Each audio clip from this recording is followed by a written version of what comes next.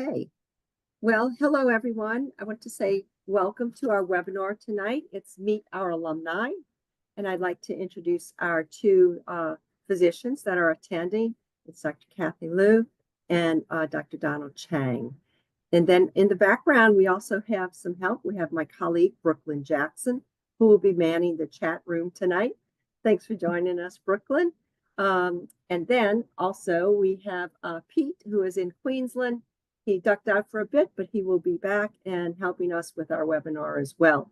So instructions about our chat room is each of our panelists are going to give a little talk about their journey to medicine. And then we will have it be a little bit conversational and trade off talking about different aspects of their journey. And then we'll open the chat room. And you can actually start typing in any questions you have right now. And then we'll answer these on the back end after we finish the presentations by our panelists. So would you like to just briefly introduce yourselves? First, Dr. Chang, and then Dr. Luo, and then we'll go on to more aspects about your journey. Dr. Chang? Thanks, Sue, and thanks for inviting me and Cathy here. So, hi, everybody. Like Sue said, please feel free to type your questions in the box, and we'll be happy to answer them. So, I'm Donald. I am from California, from Northern California specifically. And for those, I know California typically has a lot of applicants. So, for those familiar with the region, I grew up in Silicon Valley, the Santa Clara County area. I didn't go too far for college. I went to UCLA for undergraduate. Medicine really wasn't on the radar yet early on. I just worked a little bit. I actually did research. I went and did a PhD, and then still worked in the industry for a little bit before finally turning towards medicine. And then that's when I went to University of Queensland Ochsner program. And then during my time there, which is, as we'll talk about more later, but 2 years in Australia, 2 years in New Orleans, I decided that I really liked surgery. And so I pursued that and was very fortunate to match in Detroit, Michigan, which I am currently now, at Henry Ford Hospital. I'm currently in my 4th year of training. It's 5 years long. And I've just applied to fellowships. So that's optional for those of you that are curious about what that training track looks like, but I've decided that I want to further train more in the areas of cardiac surgery. Okay. Thank you, Dr. Chang. Thank you for that. Okay. Dr. Luo, would you like to briefly introduce yourself? Okay, yeah, thank you so much for having us. I'm Cathy, and I'm really excited to be on this actually with Donald, because we were classmates and we're really good friends, and it's really difficult to catch up when you're in residency sometimes. So I'm Cathy. I'm from China, born and raised, and I came to the States. Well, I actually came to Canada first. And then went to the States, mostly stayed in Florida for high school.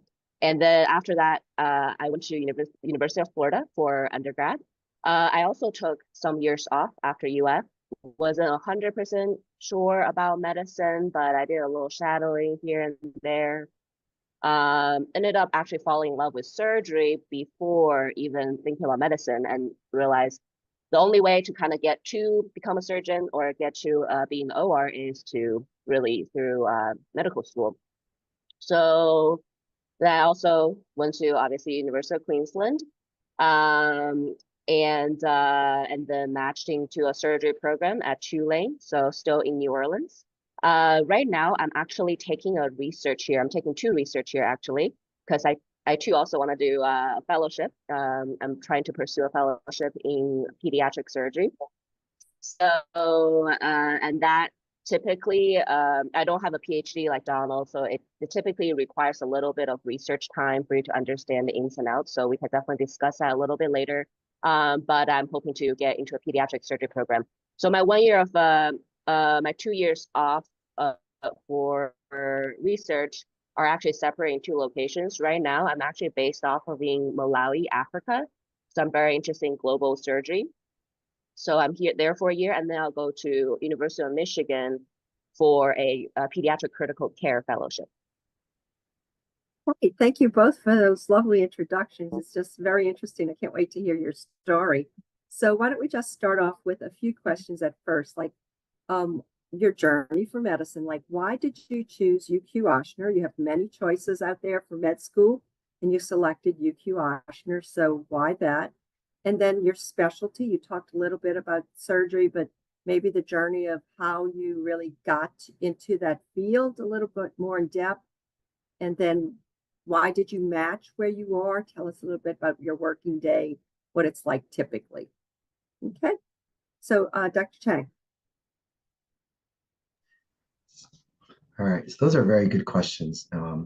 So to start off, how I got into why UQ-Ochsner? As Sue said, there's many choices. When I was looking at programs, I really wanted a medical school that would not limit me. I knew we all want to do medicine, probably that's why we're here, but I still wanted it to be, I didn't know what type of medicine. I wanted a program that would give me all the doors open. Um, and that being said, Queensland, I also wanted a place, given my research background, that would value that. And at least, even if I wasn't going to do research, at least I had the choice to do it if I wanted to. And Queensland and Ochsner as well are big powerhouses for research. And then, of course, the last part was I wanted to make sure that I would end up practicing in the US. So, objectively, the Queensland Ochsner program has fantastic match rates. And also, objectively, you look at where we have matched, a lot of us have been able to get into very competitive specialties, and it seemed like the sky was the limit. Um, a big part of it too was just that experience, meeting like Cathy, for example. We were classmates and meeting her along the way, and all people from very various backgrounds. The students that go to Queensland Ochsner program are very unique. We usually do not have a straight path, straight from college out a lot of the times. And so I think we are a very diverse group. Specialty, pick surgery. And Cathy and I talked about this actually a lot before. But when you enter into medicine, it's a little bit like declaring your major, like in college. You're trying to figure out what you like, what you don't like. And for me, I found that I was attracted to a practice of medicine that would be also kind of not limited, excuse me, not limited in scope. And of all the specialties in medicine, I felt like surgeons could kind of do everything. So I like that. Excuse my cough. And then typical day. Maybe I'll save that one for a come around because I can talk more about my service right now because I'm on service. So I'll pause there and give it over to Cathy. Okay, sure. Right. Yeah, so kind of like what Donald said about the objective statistics. So UQ have had and still have really good objective statistics of the match rate and everything. But for me personally, I coming from a little bit of a international background, and I always wanted to do something that's a little bit international, a little bit unusual, I guess. And I do ultimately still wanted to end up back in the US. So with that being said, it's really attractive to have 2 years in Queensland and 2 years back here. And I had already known that I wanted to do surgery. I wanted to do surgery because I shadowed some surgeon when I was before going to medical school. And I just thought the way everything is orchestrated in the OR, it's kind of like a perfect dance. Everything goes smoothly when things are orchestrated in a certain way. And I thought and I've always liked to work with my hands, and you can do all parts of the medicine and all parts of the surgical management as a surgeon. So with that, like knowing those two, being in surgery is at University of Queensland, it's a very great school to give you a lot of resources, and it's a school in Queensland, and they had all kinds of surgeons for me to shadow when I was there. So So yeah, while I was there, I was able to reach out to some people and able to get my further with my surgical interest. Thank you, Dr. Luo. Um, Okay. Well, other questions that we'd like to know is about your overall experiences. You did train for medicine on two separate continents. I imagine medicine is very different in Australia than it is in the United States. So if you talk a little bit about how training across the two set health systems have helped shape you into the doctor that you are today, maybe some other things about what you might have participated in, like research. Talked a little bit about that and the opportunities there, maybe student government. And Donna, whenever you're ready to talk about the day in a life, you can slip that in. So go ahead and pick up, Donna. Sure. So I'll start off with excuse my cough. I'm sorry. I'm coming over a viral cold here. Um, I'll sleep back to the day in the life shortly, but I'll just come across training across the two health systems. I think that's one of the most attractive parts of this program. And what does it actually mean? So again, just looking at it just from the surface, two different healthcare systems, two different countries. And when I was first going through the program, I think that's what I initially took away from, like, okay, this just, two different environments. And for anybody that's in the audience that ever traveled, you know that traveling is one of the most enriching experiences. It's hard to describe in words, but you take away so much from the places you visit. And being engaged and immersed in a place like Australia that's so different than America, but also that shares some similarities, you take away a lot from them. And then of course your peers, friends like Cathy, but also our Australian friends. And Queensland is also a very international school. So I still have friends I keep in touch with from Canada and different places. Um, Looking back on it, one of the most enriching experiences that I don't think I realized initially was, when you become a doctor, you're going to deal with so many different patients. And looking back on it, some of the most memorable experience I had was actually as a med student when I was dealing with patients from Australia who are different. And that has allowed me to be able to adapt and connect with all sorts of different patients that I come across in my day-to-day life. I did participate in quite a bit of research. As mentioned before, that was really important for me. I know we have a diverse audience listening, and so I did my PhD in New York at Columbia, which is a very big research center, of course. And I wanted to continue a bit of that in my medical school. And Queensland has tons of opportunities. They give great funding for going to conferences. They encourage it. So the doors were all open. And I did participate in student government, which I'm happy to talk about in even more detail later at a leadership level. And so did Cathy as well. In my final year, I was actually the class president, and it was a very rewarding experience, especially because that time was COVID. And then the last part, day of my life. So just to get to my current day-to-day 24 hours, I'm currently, like I said, the fourth of my fifth year of training, which for the particular service I'm on, that means I'm the chief of the service. So I kind of help run the service. And I'm on a service that deals in the vascular specialty. So individuals that have clogged arteries or veins, basically the plumbing of our bodies and those blood vessels, any issues that arise from that, that need a surgical fix, we kind of deal with that.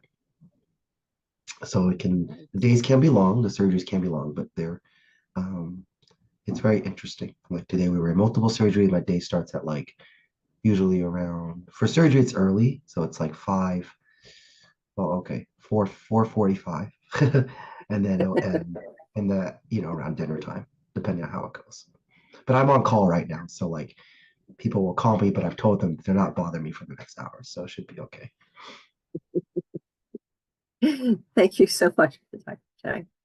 And Cathy, would you like to talk about your experiences and maybe a day in the life and your training across two systems, research? Yeah, sure, I'd love to. I think maybe I'll just start with my day in the life since Donald finished it there. Just so yeah, surgery is early. When you're on call, it can be really long hours. So when I left Tulane to come to research. That's kind of typical of my day as well, starting around anywhere between 4 to 6, depends on what service you are on. Certain service with more elective surgeries and more clinic days is going to be a little bit later in the day, but there's other services with a lot of emergencies like trauma service or vascular service is going to be a little bit longer days. That varies a little bit across different programs that you match into, but it varies more so across different specialties. So I do know some other specialties will start a little later. It's more clinic heavy specialties, such like internal medicine, maybe pediatrics and dermatology, things like that. When you have more in-hospital services, you tend to have to go into a hospital a little earlier. But on research day or on research year, for me right now, it's funny because Donald sent me a message, was like, "You look great, you look super refreshed." I'm like, "Yeah, it's because it's research year." So I mean, we're working a lot of research year. It's the time as you make it. Like for the first time in 3 years, I slept every night. I didn't have to be on call ever. I am involved in a little bit clinically if I wanted to, but I'm never in the call schedule. And I just have a list of tasks that need to be done. I have some productivity that I need to do. So it's very self-driven. So you can give yourself whatever hour suits you. So that's kind of attractive a little bit as well for a surgical resident to take some time off to do some research. So you need to be really good at balancing how to be productive, but also take a little breather and have a regular circadian rhythm too. So back to the overall experience about Australia, the two healthcare systems. It is actually, I think, for me, instrumental in how I laid out my pathway because of this going to Australia to do medicine. Australia focused a lot on social determinant of health, and they harped a lot on. We had the class called HSR, Health Science and Research, and that class is 8 semesters long, so you always have that class. At the time, I didn't really think too much of that class, and it's not until when later on went to residency, realized how important it is to talk about everything else surrounding healthcare, not just learning medicine, like the public health sector of healthcare and how that shapes your local culture and how that even shapes the world. So that's why I got introduced to WHO, the World Health Organization, and all of their agendas. And we had to do some research just as part of our curriculum to do some public health related research. So that really shaped my interest into global health today, global medicine. So my year of research right now is actually funded by the NIH and part of the Fogarty group that sent me to Africa to do this research. So I think a lot of my original teaching kind of shaped me from my UQ days. And just seeing the two different healthcare systems make you think about things that you don't typically think about, like how different people experience different things and how things can always be done differently. And you can always try something else that make things see if it makes the things better for you. If you try a different method of approaching, whether that's approaching how to talk to a single patient because they're from different background, or how you shape your services, and how eventually what I hope to do is making some public policy changes. And I did participate in research. Research, to be honest, at the beginning of med school was not a big part of my interest, unlike Donald. I actually come to love research throughout medical school. I knew research was really important, especially wanting to get into a little bit more competitive specialty like surgery. So I started kind of early and reached out to some people back home. Just because you're in Australia for 2 years doesn't mean you are not in touch with people back at Ochsner. So I reached out to people back in Ochsner, established some relationship pretty early on. with Dr. Corsetti, who ended up becoming both Donald and I's good mentor. Um, and then also at Queensland, it's a mecca for research. They have a translational research center, so just about anything you want to do research wise, from bench work to translational science to clinical science, clinical research, like all of that, they have an avenue for you to do.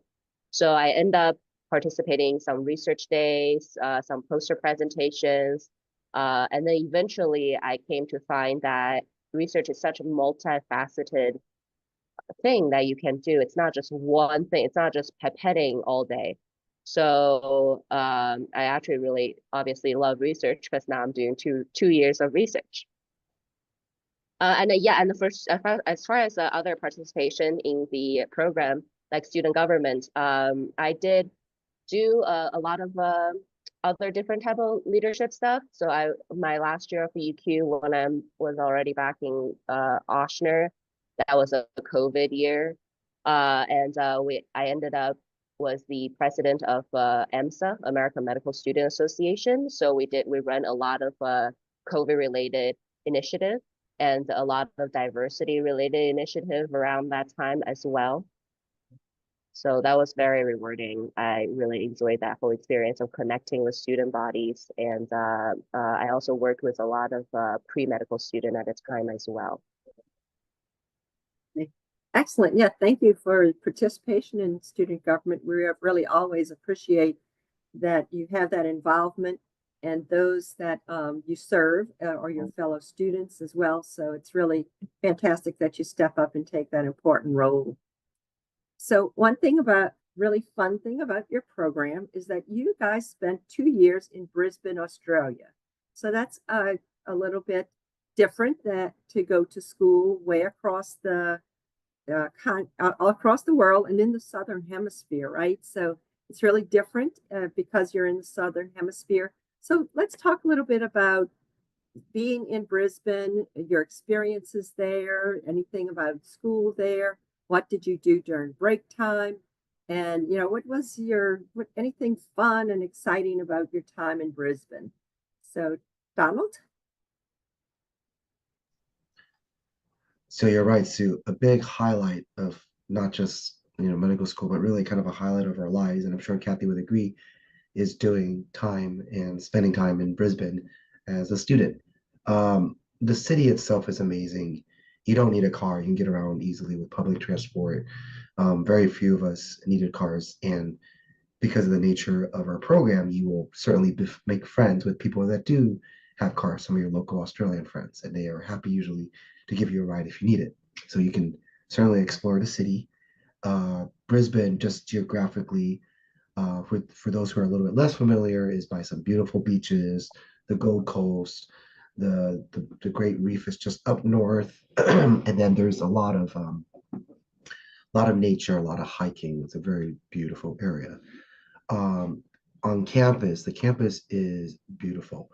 I went to UCLA, which is already kind of prides itself in a beautiful campus, and I will say Queensland actually arguably looks just as good, if not better, because it was very big, spacious, with beautiful architecture.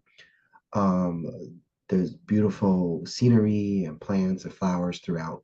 The food there is very good. The cafeteria is a big food court. It's a huge school, so there's all sorts of diversity there. For fun, a lot of times, actually, Cathy and I, we would hang out, grab food. There's plenty of studying, lots of places to kind of just get a coffee and catch up and stuff.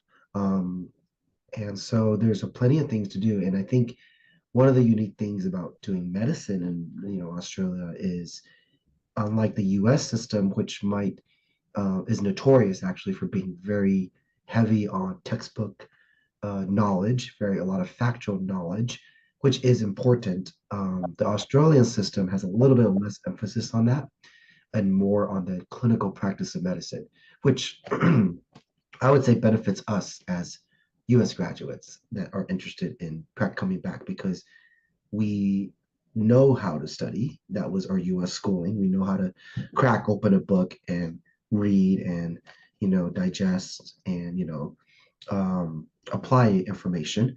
But we benefit from the Australian approach of really practicing the art of medicine very early on.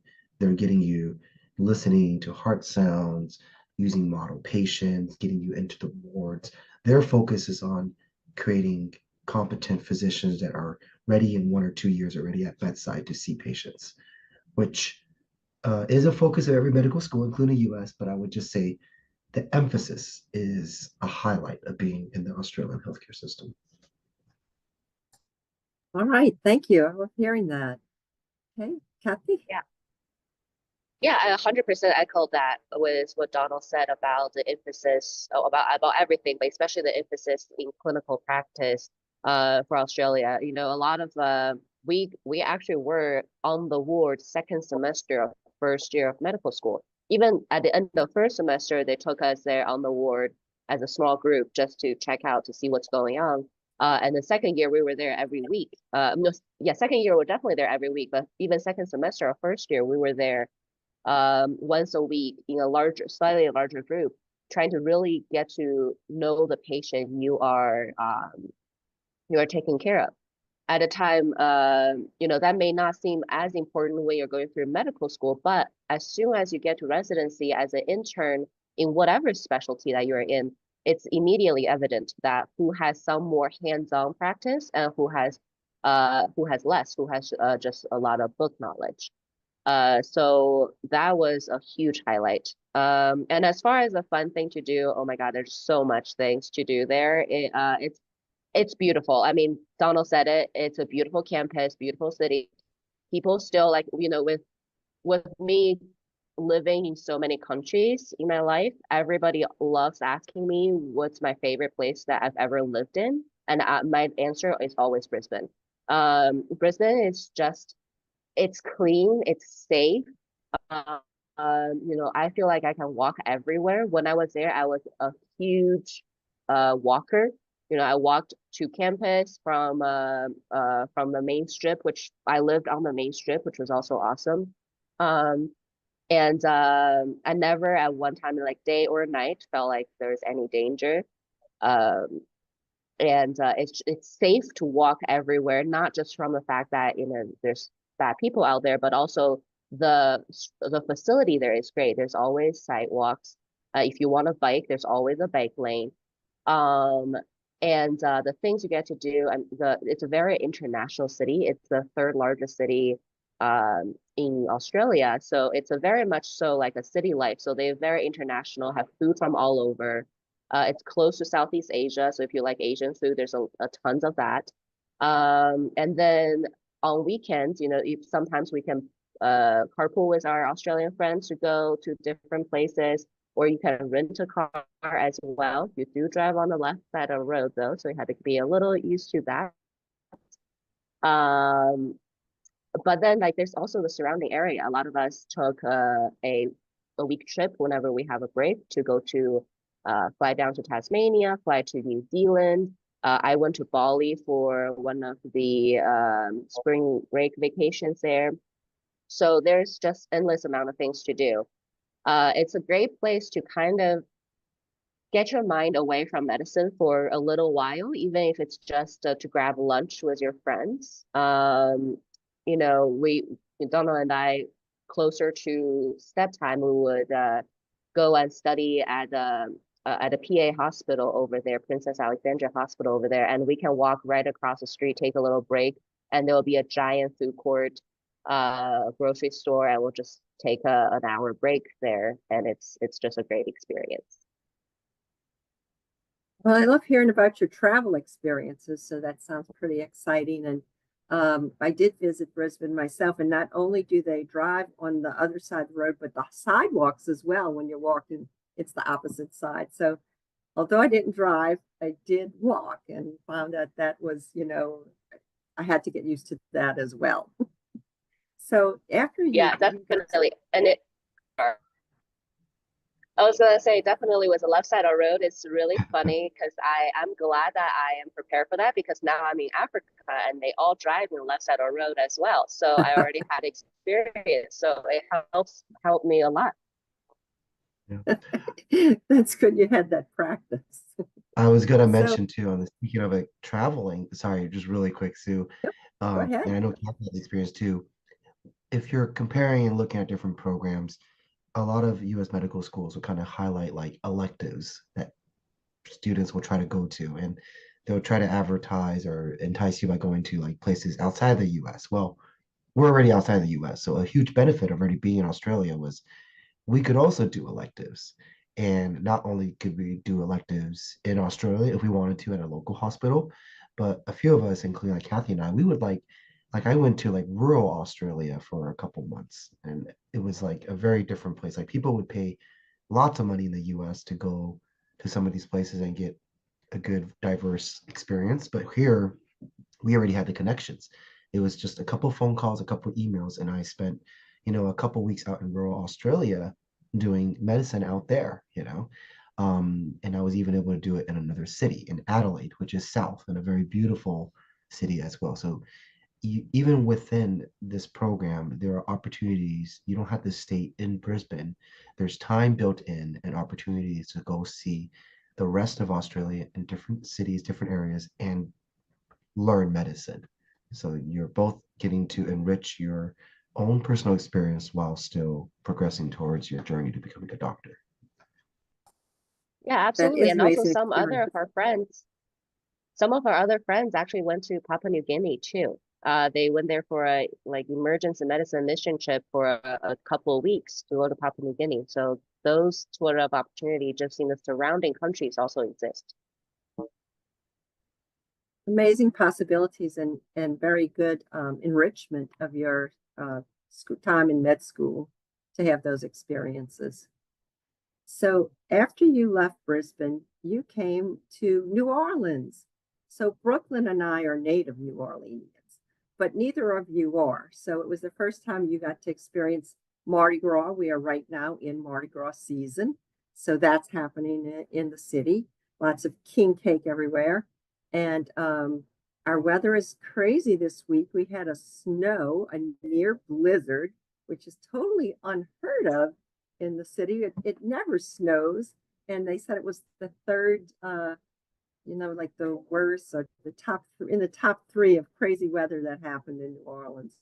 So we're dealing with that craziness. But would you talk about arriving in New Orleans and how was your experience? Anything surprising or fun that you learned about New Orleans and your experience here? Let's go first. Do you want me to go first, Kathy, or do you have one burning? Okay. Surprising things. All right. So off the top of my head, I think one thing surprising about New Orleans, um, the city it's a so very rich city with a lot of history, a lot of culture. Being from California, I never lived in the South. This is my first time living in the South. Um, but one thing I would say about the city, like beyond all the stuff that's probably easily Googleable and all about like Mardi Gras and all that, during it's a very it's a kind of a comeback city, and I kind of fell in love with it. And what I mean by that is when you first visit the city, you look at it and you're like, okay, it's not like a shiny city like New York or anything, right? It's, sometimes what do we call it, like swamp weather? The weather can be kind of humid in the summer. There can be lots of Yep. floods and stuff like that. But the Yep. city, it's it's such a it's so supportive of its community. When there was a flood, everybody came together to help and support one another. You'd see extension cords coming across houses to help people with, their power. People that didn't know each other giving each other food. Um, there's just the community is huge. And they really rally around each other and are very proud of their heritage. And they're very resilient. And I think that's something that you can only appreciate once you're living in New Orleans and slowly getting immersed into that community. So I think that's something that's hard, that's not necessarily picked up or maybe even talked about that often, but that was a surprise of New Orleans that I really, really loved about. Thanks, Donald. I agree. Everyone here is pretty warm and friendly. If you're walking down the sidewalk, someone will start walking next to you and just have a conversation with you. If you're checking out at a grocery, there's a conversation. So it's just people are really warm and friendly here in the city. I agree about that. Okay, Kathy, Yeah, can you tell us your experience? yeah, absolutely. New Orleans is definitely one of the most welcoming city ever. Like people are just so friendly here, like easy to make conversation, easy to make friends. Besides all the fun things, one thing about Mardi Gras though, I had to say I didn't know until I moved to the city is how much of a family-centered event it is. Everybody think about Mardi Gras, think about Bourbon Street and going there to party, drinking all night and such. But behind all that, the locals go on to St. Charles, go on to other type of streets that are equally as big, but they have a tent out there, they cook out. My friend last year even dragged their TV out there to watch the games.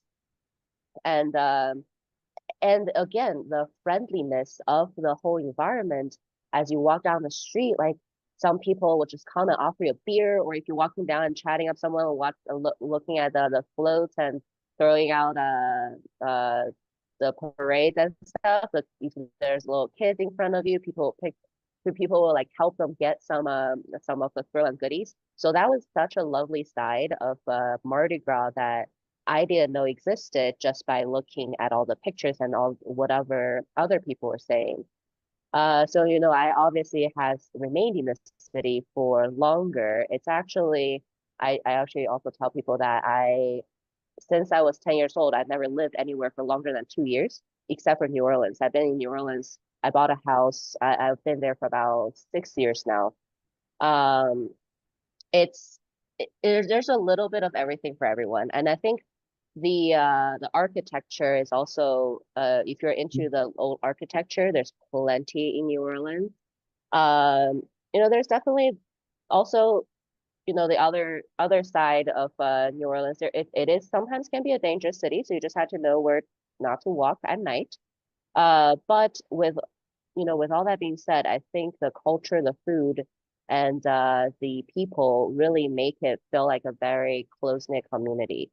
Another thing that's really close and dear to my heart is a lot of EDI, the diversity initiatives. So I actually here at Tulane, I started something that was similar in Ochsner that I experienced when I was a medical student. The Ochsner had a STAR program where they invited a lot of students from underserved community, underserved high schools to come and do a research week, or like not a research week, but an experience sort of thing, coming to Ochsner to experience the clinical practice, the research side of things, get to present. So I end up actually starting the same exact program or very similar program at Tulane, but for college students. And that really, I think, brought the community together. And we have 12 students a year that comes from all kinds of places that's underserved, and the purpose is to kind of bring that into the community and stay in the community. So I think that's a great thing to do in a city like New Orleans, since it is the percentage of underserved people here in New Orleans is pretty large compared to some other cities. And you'll never feel like a sense of community when they all come together. It's just such a good and warm and fuzzy experience. Thank you for that, Kathy. Appreciate it. Very good insight. Okay, I have one final round of questions. I want to know, do you feel you are well trained to enter into residency and take on the role of a full-time physician? Who might make a really good candidate for this program? And then one piece of advice for someone considering. So talk about your training, who would make a good candidate, and a piece of advice. Donald, back to you. Again, Kat? Okay. So do I feel like I was well trained? Yes, 100%. I actually rely quite frequently on the clinical skills that I learned in Australia. As mentioned before, they have a huge emphasis on bedside exams. And for those that may not be, I know everybody in the audience is thinking about medicine, but I would just say as a general trend, medicine is moving further away from the classic doctor that just comes to bedside and can just do this, puts the hands on and can diagnose an issue, and more towards technology and different tests and labs to kind of get to a diagnosis. It's almost an art, the old way of doing a medicine, before all that technology was invented. So I actually rely heavily on that style, on the teaching that they taught us in Australia to do when I go see my patients. I spend probably more time than a lot of my peers who are trained in other places to really get a good exam at bedside and figure out what's wrong with my patient and really listen to them. Again, that foundation was laid out in Australia and I've just built on it. Ochsner is a wonderful place to extrapolate that to. The city of New Orleans is very diverse, lots of different patients. Currently, I'm in Detroit, and Detroit is a very busy, huge urban city with a lot of complicated and sometimes some very sick patients. And my training in New Orleans has definitely prepared me to see that. So when you combine the two, that foundation with clinical bedside training and Australian kind of approaches with kind of US contemporary approaches and working in the healthcare, navigating that and a wide, diverse patient population, you're teed up for, almost wherever you want to go, and if you can adapt easily. Um, a good candidate for UQ-Ochsner would be somebody um, who is an independent learner and who is self-motivated and would take responsibility for their actions. Now, that might sound very kind of boilerplate information, but the context of that is in every medical school, actually, not just University of Queensland Ochsner program, but every medical school requires a lot of self-learning. And Queensland is no different in that sense. You have to be motivated to self-learn, to um, to take what you hear and see in lectures and really kind of internalize that and learn it your own way. Because at the end of the day, you're going to be responsible for learning these subjects. And that's kind of the beauty of it. It doesn't matter that you train in Australia, it doesn't matter you were anywhere else. We all took the same board exams. Cathy and I took the same board exams as somebody that went to school in Texas, New York, or Florida, or any of that, And so we know how we did against them, and we know that we were able to do, to keep up with all that. And lastly, one piece of advice for anybody considering the program. My advice is that uh, once you, oh gosh, I got to think about this one. You want to circle back with me on that one? I'll go and let Cathy go. So Sure, there's sure. lots of ways to go about that one. Okay. Yeah, Cathy, would you like? definitely. Yep, definitely. Yeah. Again, echo what Donald said about being well trained. I 100% feel like we were well trained and well equipped for residency. And the clinical side is huge for UQ, and kind of like what I touched upon earlier, the other aspect of training besides the book learning, the learning that you had to do for your exams and your boards is also equally as important that UQ kind of harped on a lot. UQ is kind of a very holistic approach to medicine, and that's kind of how Australian approach medicine in general. Um, they are not as, you will get to learn multiple different systems throughout your time if you go to UQ. You can they kind of model after the some of the European way, the Royal College of Surgeons sort of way as well. You will end up learning that you the US system is a little bit of faster track system. And for them, they try to approach medicine in a very holistic way and a little on a slower pace. Just make sure you touch upon not just the book stuff, not just a science background, but also how to treat the patient as a human, and a lot of on ethics, a lot on public health sector as well. So I think those aspects really make you a very well-rounded clinician. And one piece of well, not advice, but what make a good candidate for UQ is so Donald said the self-driven learner for sure for every single medical school, but I do think especially for UQ-Ochsner student as well, in a way that because we are in the Australian system where they approach everything holistically, and they don't really need to take the USMLE like we do. So because we want to come back to the United States to practice, we have to take the USMLE, the board exam. And so that ended up being a separate curriculum that we developed as a group. You know, there's plenty of support that we will give you from the Austrian side, but also from a peer-to-peer side, that we run 2 or 3 different peer-to-peer tutoring groups, some in smaller groups, in small group learning sort of style, where you have a second year medical student who are UQ-Ochsner student leading the first year student in a small, maybe 4 to 6 student group to go through each module of what you need to learn for the board exam. And that really prepare both the first year and the second year student, because as a teacher, you kind of have to learn even more of the information to be able to teach your first year student. And there's some big group lecture style also led by students to teach like biochemistry or go through week-to-week module. And that's kind of led by some of the PGY, not PGY2, the MS2, the second year med student as well.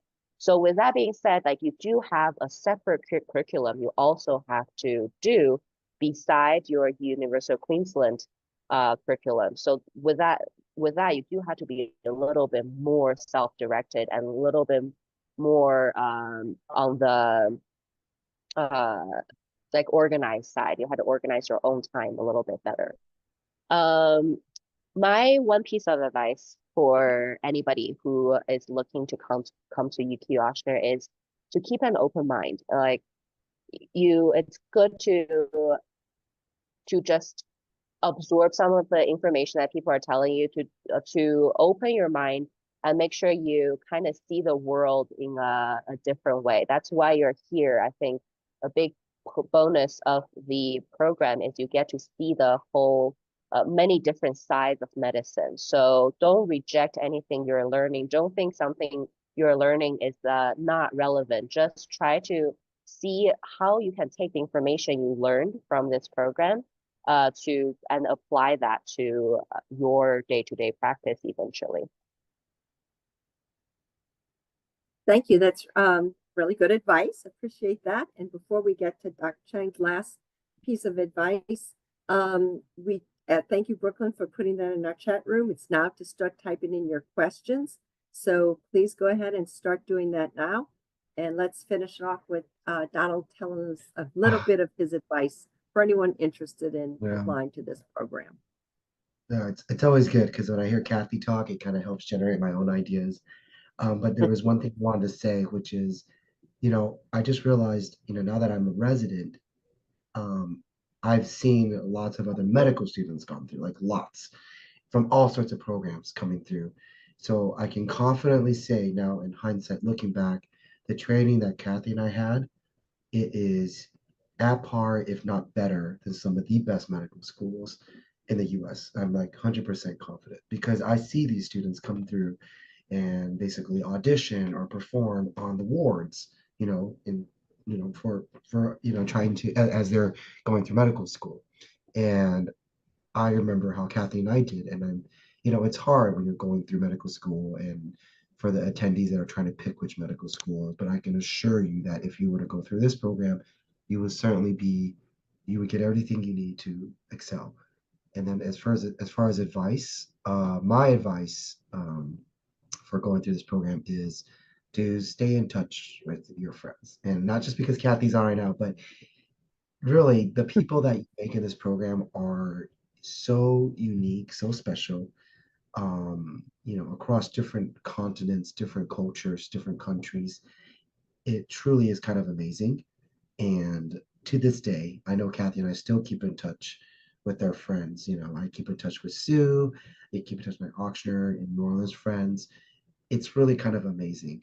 And these people in your lives are the ones that, at the end of this chapter of medical school training, are the ones who are still there. And then that initial introduction then becomes kind of a lifelong friendship. So it's kind of a really, you don't realize it now, but looking back, like this is where it all started. You know, this is where those friendship ties started.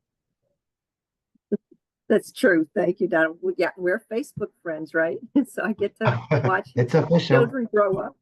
Yeah, oh my God, watch the kids grow up. It's just amazing, and the connections you make and that they're lasting. So thank you both for your presentations and all the advice and information you shared. It's really wonderful to hear your experiences and your journey to medicine and see where you are right now. So we can turn to the chat room. I don't think we have anything yet, do we, Brooklyn? Somebody raised their hand, but I don't know if Oh, they can okay. type a question. TN. Oh, yeah, there it is. Okay, yeah, come on. Do you have a question? You could go ahead and type it in. I don't think we're able to put you on live, but you can type into the chat room and ask any questions you might have.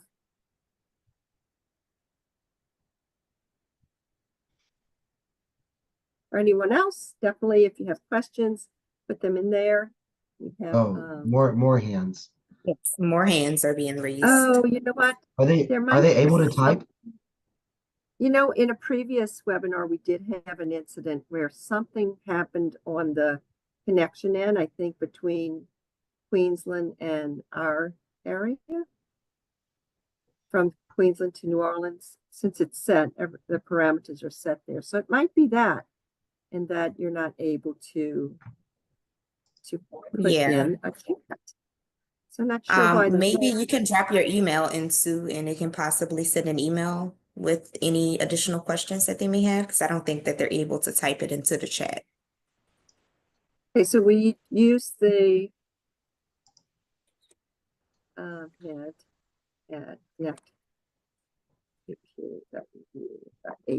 That's our general email that all prospectives use to email. Oh, and thank you, Cathy, because you just shared your email address too, and that's very wonderful that you can just do that, and Donald as well. You guys are wonderful. So I think that's probably it. I'm sorry, guys, for the glitch. It did happen once before, but UQ was able to make a quick fix. But it looks like we're at the end of our webinar, and you did provide so much information. I really enjoyed hearing your journey to medical school and listen to your unique journeys and how you managed getting through medical school and then progressing on into your residency. And here you are today. And just thank you so much, and love seeing you here tonight and having you chat with our prospective students and even sharing your contact information. So prospective students or anyone interested, please reach out and let us know. We're happy to help you in any way. All right. Well, thank you to the team. Thank you, Brooklyn. And thank you, Drs. Chang and Luo, for helping us. And we hope you have a great night. And we'll see everyone out there in our next webinar. All right. Okay, bye-bye, everyone. Thank you. Bye-bye.